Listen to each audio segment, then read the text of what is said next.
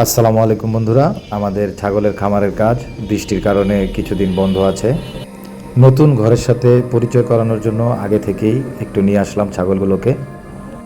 ঘর তৈরি হওয়ার মাঝখানে আমরা একটু ছাগলের আপডেটগুলো দেই।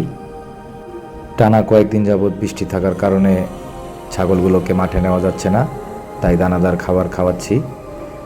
অনেকে জানতে চান যে কি খাবার খাওয়াই। বিশেষ করে সকালবেলা ছোলা বুট খাওয়ানোর প্রসেস চলছে। এমনিতে দিলে তারা বেশি একটা খেতে চায় না, তাই হাতে করে খাওয়াতে হচ্ছে। ছোলা বুট ছাগলের স্বাস্থ্যের জন্য খুবই উপকার। নিয়মিত খাওয়াতে পারলে ছাগলের প্রোটিনের চাহিদা মিটে। আপনারা চাইলে রাতে ভিজিয়ে রাখতে পারেন অথবা কাঁচা খাওয়াতে পারেন, কোনো সমস্যা নেই। এরপরে আমি একটি মিক্স খাবার দিই, যার মধ্যে থাকে ভুসি, গম, ভুট্টা, লবণ।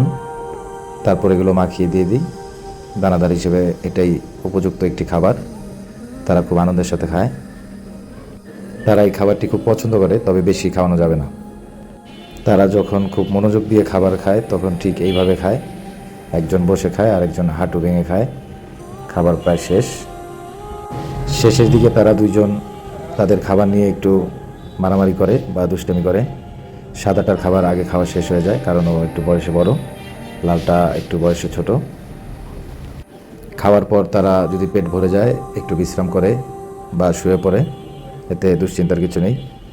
খাবার খাওয়ানোর শেষে পরিষ্কার পানি দিতে অবশ্যই ভুলবেন না। ধন্যবাদ সবাইকে।